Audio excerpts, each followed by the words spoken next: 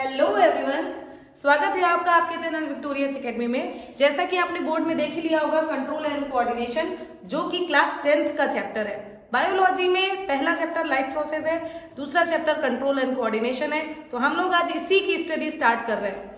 ये वीडियो बच्चों आगे चलकर 3 से 4 लेक्चर में खत्म हो जाएगा। तो इस वीडियो में हम लोगों को या फिर इस चैप्टर में हम लोगों को क्या क्या पढ़ना है, इसकी बातें जल्दी से समझते हैं कि इस हमारे शरीर में एक कंट्रोल एंड कोऑर्डिनेशन जैसा सिस्टम मौजूद है, जिसको कंट्रोल करने के लिए आपके शरीर में अलग प्रकार के 2 सिस्टम मौजूद है, जिसको हम लोग nervous system and endocrine system कहते हैं। इन दोनों सिस्टम की मदद से आपका शरीर कंट्रोल और कोऑर्डिनेट रहता है। ठीक है, जैसे मान लीजिए किसी कुत्ते ने आपको दौड़ाया, ठीक है, थोड़ा सा डरावना है, पागल है, जो भी समझिए, तो आपके दिमाग में तुरंत आया कि यहां से भागना चाहिए। उसके बाद आप भागना शुरू कर देते हैं। किसी भी प्रकार से किसी भी गली में घुस के, घर में घुस के आपने अपने आप को बचा लिया। तो क्या लगातार बस भागना ही रहता हो, भाग ही रहे होते हो क्या लगातार आप लोग? फिर कुछ समय के बाद जब आपको लगता है कि हाँ खतरा टल गया, फिर आप रुक भी जाते हो। तो इस तरीके की प्रोसेस क्यों हुई, क्यों हमारे दिमाग में आया कि हमको भागना चाहिए? कैसे फिर भागने के बाद एकदम से हम लोग फिर से कोऑर्डिनेट मैनर में जैसे नॉर्मल पहले चल रहे थे वैसे ही चल रहे हैं? तो ये सब बच्चों जो हम लोगों के द्वारा, या फिर एक और एग्जांपल समझिए, किसी गर्म चीज पर हाथ रखा आपने और तुरंत हटाया, टाइम नहीं लगा, पता चला हाथ रखा, फिर यहाँ से मैसेज गया, समझा, फिर तब हटाया, तब तक तो बेटा हाथ आपके काले हो चुके होंगे जलने से। तो इतना लंबा प्रोसेस नहीं, ये क्विक रिस्पॉन्स जो हम लोगों को आता है, ये by the help of mannered control and coordination के कारण ही आता है।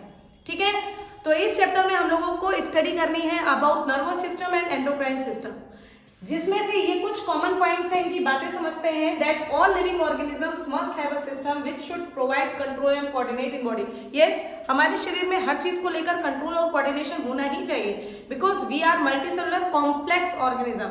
हम लोगों से ज्यादा अभी तक कॉम्प्लेक्स डिस्कवर ही नहीं हुआ, हो ही नहीं, बन ही नहीं पाया। ठीक, the organism responds and reacts to changes the environment. बिल्कुल, कोई भी बदलता हुआ एनवायरनमेंट है, ठंड पड़ रही है, हम लोगों ने समझ के दिमाग से स्वेटर पहनना शुरू किया।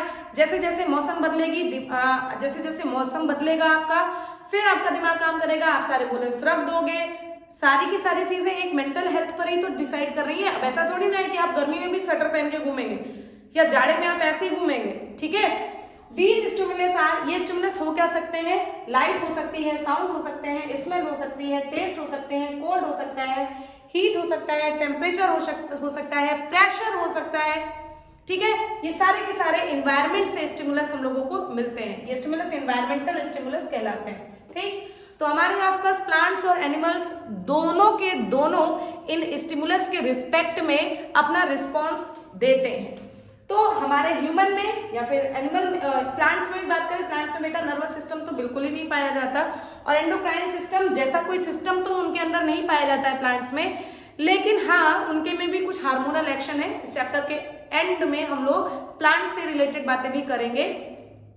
लेकिन अभी चूंकि ह्यूमन के बारे में पढ़ना है, तो ह्यूमन में हमारे शरीर को कंट्रोल और कोऑर्डिनेट करने के लिए 2 प्रकार के सिस्टम लागू होते हैं। दोनों एक साथ जब तक नहीं चलेंगे तब तक ये कार्यक्रम नहीं हो पाएगा, और both systems are called as endocrine system as well as nervous system. तो अभी हम लोगों को बच्चों, अभी क्या करना है हम लोगों को नर्वस सिस्टम के बारे में जानकारी लेनी है। ठीक है, लेकिन उस नर्वस सिस्टम के पहले जानकारी लेने से हम लोगों को उसके पहले कुछ रिसेप्टर और कुछ रिस्पॉन्स देने वाले ऑर्गन्स की बात कर लें। उसके बाद हम लोग आगे बढ़ेंगे कि ह्यूमन में नर्वस सिस्टम क्या है। बारी बारी से पढ़ेंगे, पहले nervous system then endocrine system. तो बच्चों, सबसे पहले एनवायरनमेंट से स्टिमुलस को रिसीव करने वाला जो होता है वो कहलाते क्या है? रिसेप्टर। तो receptors are always receives stimulus. पहली बात तो ये समझो, receptors are always receives stimulus. ये बात समझ में आ गई सभी को? 5 सेंस ऑर्गन्स आपके शरीर में होते हैं, ये बात सभी को पता है। जिसको नहीं पता वो अभी जाने। 5 प्रकार के सेंस ऑर्गन आपके शरीर में होते हैं, और वही इस एनवायरनमेंट से स्टिमुलस को लेने का काम करते हैं। तो 5 सेंस ऑर्गन ही रिसेप्टर कहलाते हैं। पहली इंपॉर्टेंट बात, ये रिसेप्टर्स कौन हुए? रिसेप्टर्स हुए 5 सेंस ऑर्गन्स। कौन कौन से होते हैं? कौन कौन से होते हैं? तो पहले नंबर पर आएगा आई, दूसरे नंबर पर आएगा नोज, तीसरे नंबर पर आएगा ईयर, चौथे नंबर पे आएगा टंग और पांचवें नंबर पे आएगी स्किन। ये 5 प्रकार के आपके आई, नोज, ईयर, टंग और स्किन होते हैं जो कि एज अ रिसेप्टर वर्क करते हैं। आई की बात करें बच्चों तो आई फोटो रिसेप्टर कहलाता है, फोटो रिसेप्टर कहलाता है। बोर्ड्स में डायरेक्टली आपके जो सीबीएसई बोर्ड के पेपर में डायरेक्टली पूछा गया है कि लाइट को रिसीव करने का काम कौन सा रिसेप्टर, तो आपका आंसर होगा फोटो रिसेप्टर। और ये फोटो रिसेप्टर कहाँ प्रेजेंट होते हैं? आई में प्रेजेंट होते हैं। Photo receptor to detect sight, किसी भी चीज को देखने के लिए हम लोगों के आंखों में फोटो रिसेप्टर पाया जाता है। नोज की बात करें, नोज में ऑल्फैक्टरी नाम का रिसेप्टर प्रेजेंट होता है, इसको हम लोग कहते हैं ऑल्फैक्टरी रिसेप्टर। ये क्या काम करता है? To detect smell. अगर हम लोग ऑल्फैक्टरी रिसेप्टर की बात करें तो ये काम करता है स्मेल को डिटेक्ट करने का। ईयर की बात करें तो इसके रिसेप्टर को कहते हो फोनो रिसेप्टर, फोनो रिसेप्टर। फोन पे बात की जाती है ना, फोन पे कान के द्वारा, तो फोनो रिसेप्टर कहलाते हैं। फोनो रिसेप्टर क्या रिसीव करता है? टू डिटेक्ट साउंड, साउंड को रिसीव करने का काम कौन करता है? ईयर करता है। टंग सभी को पता है भाई, to detect smell, to detect taste, यानी कि इसमें जो प्रेजेंट होता है रिसेप्टर उसका नाम गस्टेटरी रिसेप्टर। इसका क्या नाम है? Gustatory receptor. ये क्या काम करेगा? टू डिटेक्ट टेस्ट, किसी भी प्रकार के गुड टेस्ट, बैड टेस्ट, किसी भी प्रकार के टेस्ट को। स्किन की बात करें, स्किन तो ये बेटू थर्मो रिसेप्टर कहलाता है। मेन इसको हम लोग थर्मो रिसेप्टर लिख देते हैं, लेकिन आगे के बड़े क्लासेस में बताया गया है कि देखिए स्किन ही एकमात्र ऐसा रिसेप्टर है जो इन्वायरमेंट के काफी स्टिमुलस को रिसीव करता है। जैसे किसी का चुटकी वाला प्रेशर, किसी का लव वाला टच, किसी का हीट, हाथ में अगर थर्मो रिसेप्टर पड़ गया, ठंड वाला जो भी स्टिमुलस है, ये सारा कौन रिसीव करता है? ये सारा आपका स्किन ही तो रिसीव करने का काम करता है। तो आगे के क्लासेस में अगर आप लोग ग्रेजुएशन वगैरह में ये सब पढ़ोगे तो उसमें प्रॉपरी और बहुत सारे रिसेप्टर है बच्चों। जैसे प्रेशर को रिसीव करने वाला रिसेप्टर जो स्किन में मौजूद है उसको हम लोग प्रोप्रियो रिसेप्टर कहते हैं। नाम याद करने की जरूरत नहीं है, लेकिन अभी के लिए बस इतना बता दे रहे हैं कि जितने भी मतलब मैक्सिमम स्टिमुलस को रिसीव करने का काम बच्चे आपकी स्किन करता है। ये सब तो स्पेसिफिक है। टंग स्वाद का करेगा, ईयर सुनने का करेगा, नोज सूंघने का करेगा, आई देखने का काम करेगा और skin thermo receptor to detect touch. ठीक है, ये टच सभी प्रकार का हो सकता है, ये बात आप लोग समझ लीजिए। क्लियर हुआ बच्चों? ये तो बात हो गई जिसने जो आपके स्टिमुलस थे उसको रिसीव करने का काम किया। अब उन ऑर्गन्स के भी बारे में जान लो जो उसके रिस्पेक्ट में रिस्पॉन्स देते हैं, उनको हम लोग कहते हैं बच्चों। तो जरा लिख लें उसकी पहले definition. The organ who give response, the organ who give response, the organ who give response are called effectors organ, या are called effectors भी डायरेक्टली आप लोग लिख सकते हो।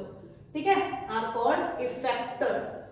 इन इफेक्टर्स में कौन कौन आते हैं? इन इफेक्टर्स में कौन कौन आते हैं? तो बच्चों देखिए, हमारे शरीर में मेन 2 ही प्रकार के इफेक्टर ऑर्गन्स हैं जो हमारे शरीर को मूव कराने का काम करते हैं। यानी कि गर्म चीज पर, बहुत ज्यादा ठंडी चीज पर, ठीक है, कोई कांटा लग जाए, ठीक है, कभी कुत्ता दौड़ा लिया तो भागने का, ये सब काम जो करते हैं ये 2 प्रकार के इफेक्टर ऑर्गन करवाते हैं जो क्विक रिस्पांस देने का काम करते हैं।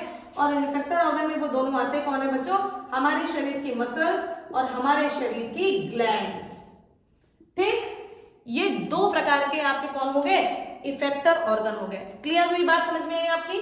तो इन दोनों के बिना तो नर्वस सिस्टम का कुछ होने वाला नहीं है। तो ह्यूमन नर्वस सिस्टम को पढ़ने के पहले इतनी जानकारी का आप लोग स्क्रीनशॉट लेंगे, इसके बाद हम लोग शुरू करेंगे ह्यूमन का नर्वस सिस्टम। चलिए बच्चों क्लियर करते हैं।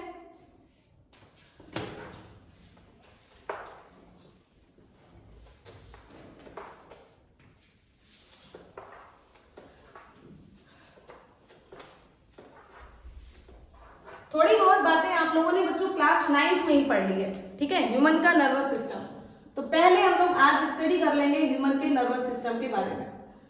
क्लियर हुई बात है? चलिए देखिए बच्चों, फटाफट इसकी जानकारी लेते हैं। देखिए जरा इस तरीके से कुछ इसको ड्रॉ करेंगे, मेरे साथ आप लोग ड्रॉ कर लीजिएगा, समझ लीजिए ऐसे ही बनाया जाता है। ठीक, थोड़ा इजी तरीका है, बाकी आप लोग तो होशियार है ही हो, बना तो लोगे। ठीक,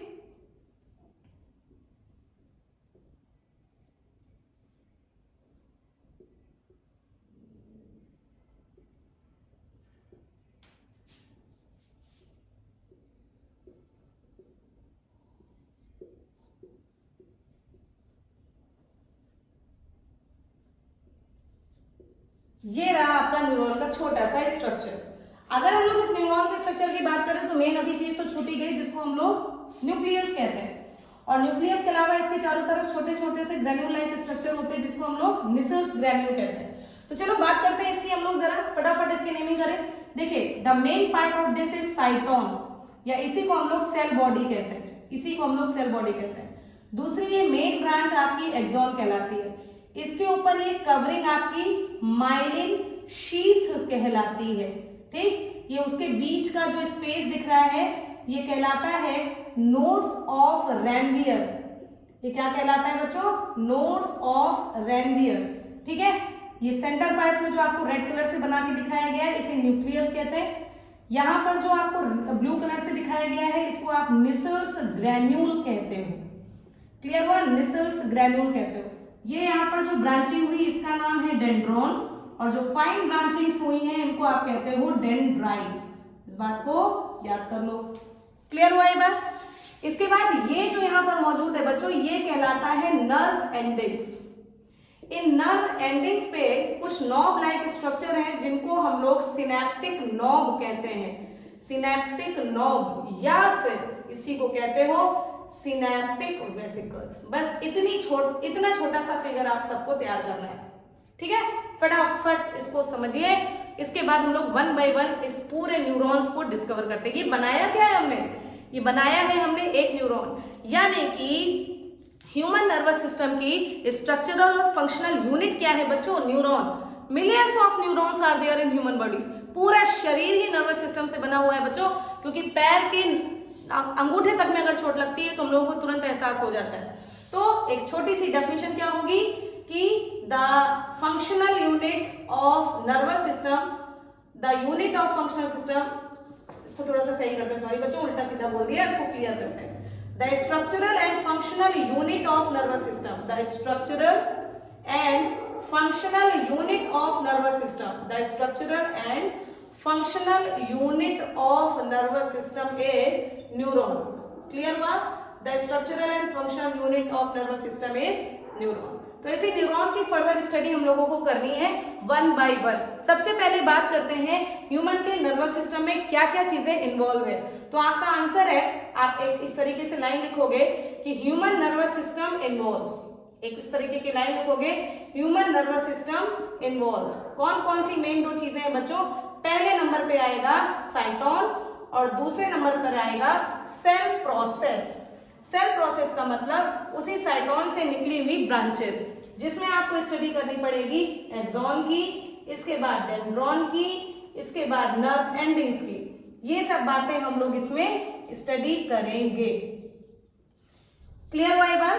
तो इस तरीके से हम लोग ह्यूमन के नर्वस सिस्टम की स्टडी कर रहे हैं। इतनी बातें हम लोगों ने कर ली, अब इसको एक्सप्लेन करने जा रहे हैं। समझ में आया? फटाफट इसका स्क्रीनशॉट बच्चों। अब हमको उसी न्यूरॉन के आगे जो उसके स्ट्रक्चर के बारे में हम लोगों ने पढ़ा था कि एक न्यूरॉन में कौन कौन सी चीजें होती हैं, तो इसके पहले वाले अभी थोड़ी देर पहले हम लोगों ने पढ़ा था कि उसमें मेन होता है आपका साइटोन और होता है सेल प्रोसेस। मतलब उसी न्यूरॉन से निकलने वाली जो दूसरी आपकी ब्रांचेस हैं उनको कहा गया सेल प्रोसेस, जिसमें एक्सॉन और डेंड्रॉन्स आए थे। तो उसी में बात करते हैं साइटोन की। What is साइटोन? साइटोन आपका, जैसे ये वाला पार्ट बनाया था ना हम लोगों ने इस तरीके से, ये वाला पार्ट बनाया था ना इस तरीके से बच्चों, देखिए ध्यानपूर्वक याद करिए। ये वाला पार्ट, इधर ब्रांचिंग थी, है ना, इस तरीके से ब्रांचिंग थी, ये साइटोन, ये न्यूक्लियस था, इसके किनारे ये था, मेन ब्रांचिंग थी, इसके किनारे ऐसे था। तो इसी छोटे से फिगर में फिर से समझते हैं। इसके अंदर जो फ्लूइड भरा होता है उसको नियोप्लाज्म कहते हैं। इसके सेंटर पर एक न्यूक्लियस होता है। न्यूक्लियस क्या काम करता है? मेन कोऑर्डिनेटिंग सेंटर होता है ना, वही तो सब कुछ समझेगा। निसल्स ग्रैन्यूल, ये जो ग्रैन्यूल लाइक स्ट्रक्चर है, ग्रैन्यूल का मतलब क्या होता है बच्चों? ग्रैन्यूल का मतलब होता है कण। कणिका में, हिंदी में इसको बोलते हैं कणिका में। तो कण का मतलब छोटे छोटे पार्टिकल्स प्रेजेंट है, जिन पार्टिकल्स को हम लोग कहते हैं निसेल्स ग्रेन्यूल। कभी कभी आपको एक लाइन लिखी मिल जाएगी कि द न्यूरॉन हैज ग्रैन्युलेटेड साइटोन। तो ग्रैन्युलेटेड साइटोन का मतलब उसमें छोटे छोटे कण, छोटे छोटे पार्टिकल्स मौजूद है, जिनको हम लोग क्या कहते हैं, निसेल्स ग्रेन्यूल कहते हैं।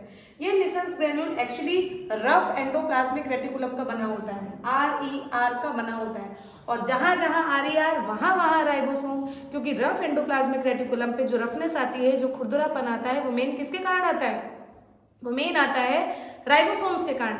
और राइबोसोम तो भैया protein factory of the cell है ही, तो राइबोसोम के कारण rough endoplasmic reticulum protein synthesis कराने का काम करती है। फिर आते हैं एक्सॉन। एक्सॉन आपकी मेन ब्रांच होती है, एक्सॉन आपकी मेन ब्रांच होती है न्यूरॉन की, ठीक। इसके ऊपर अगर माइलिन शीट मौजूद है तो उसको माइलिनेटेड नर्व फाइबर कहेंगे। माइलिनेटेड के साथ साथ इसको मेडुलेटेड भी नाम दे दिया गया है, जानकारी बनाकर रखिए भैया, इसको मेडुलेटेड नर्व फाइबर भी कहीं कहीं पर कह दिया गया है, ठीक। और अगर नहीं मौजूद है, देखिए, if not present then non myelinated को नॉन मेडुलेटेड नर्व फाइबर भी तो कह सकते हो, ठीक। तो ये बात समझ के रखेंगे कि अगर माइलिन शीट है तो माइलिनेटेड या फिर मेडुलेटेड, नहीं है तो नॉन माइलिनेटेड या फिर नॉन मेडुलेटेड। जो मेन फंक्शन होता है एक्सॉन का वो होता है, देखिए एक्सॉन है, एक सेंटर ने कुछ समझा और यहां से मैसेज को नीचे की तरफ ले जाने का काम कौन करता है, एक्सॉन। तो the main function is to conduct impulse away from the cyton. इस साइटोन से दूर ले जाने का काम कौन कर रहा है, आपका एक्सॉन कर रहा है। फिर हम लोग पढ़ते हैं डेंड्रॉन के बारे में। बेटा, जो और फाइन ब्रांचेस निकली होती हैं उनको क्या कहा जाता है, डेंड्रॉन। डेंड्रॉन से और फाइन ब्रांचेस निकलती हैं जिनको डेंड्राइट्स कहते हैं। ये डेंड्राइट्स खूब सारे इंपल्सेस को कैप्चर करने का काम करते हैं और किसकी तरफ भेजते हैं, साइटोन की तरफ। So the function of dendron is to carry impulses towards cyton. तो हम लोगों ने मेन तीनों के पार्ट पढ़ लिए, क्या क्या काम है, ये मेन तीन स्ट्रक्चर है। इसके बाद अभी लास्ट में ये वाला स्ट्रक्चर बताया ना, नर्व एंडिंग्स वाला। तो पहले इन तीनों को फास्ट रिवाइज करते हैं। सबसे पहले क्या पढ़ा आपने, मेरे साथ बोलने का प्रयास कीजिए। सबसे पहले आपने क्या पढ़ा, the main part of the neuron is साइटोन। साइटोन का दूसरा नाम क्या होता है, साइटोन का दूसरा नाम होता है सेल बॉडी। उसके अंदर मौजूद साइटोप्लाज्म को क्या कहते हो, उसके अंदर मौजूद साइटोप्लाज्म को न्यूप्लाज्म कहा जाता है। उसमें एक सेंटर पे न्यूक्लियस प्रेजेंट होता है, निसेल्स ग्रेन्यूल होता है, प्रोटीन सिंथेसिस करने का काम करता है। उसके पास बहुत सारा माइटोकॉन्ड्रिया होता है। भाई, मैसेज को एक न्यूरॉन से दूसरे न्यूरॉन में पहुंचने के लिए ढेर सारी एनर्जी भी तो चाहिए, वो एनर्जी इसको कौन देगा, माइटोकॉन्ड्रिया देगा। Main branch of neuron is called axon. Axon के ऊपर अगर माइलिन शीट है तो माइलिनेटेड, नहीं है तो नॉन माइलिनेटेड, और उसका काम होता है किसी भी नर्व इंपल्स को अवे फ्रॉम द साइटोन लाना, ठीक है। डेंड्रॉन, जो दूसरी साइड ब्रांचेस होते हैं उनको डेंड्रॉन कहा जाता है। उसका मेन काम होता है किसी भी इंपल्स को बाहर की तरफ से सेंटर की तरफ लाना, यानी कि साइटोन की तरफ लाना। ये तो काम हो गया इतने पार्ट का। अब हम लोग बात करते हैं नर्व एंडिंग्स की। इसको फटाफट स्क्रीनशॉट लीजिए।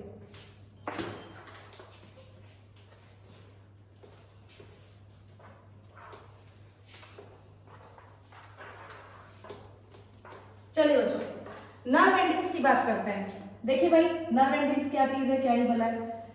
ये नर्व एंडिंग्स जो होते हैं, ये नर्व एंडिंग्स ये एक्चुअली इस तरीके के स्ट्रक्चर होते हैं, ठीक। इसके किनारे पे क्या होता है, ये जो किनारे पे ये जो गोल गोल आकार है इसको वेसिकल्स कहते हैं।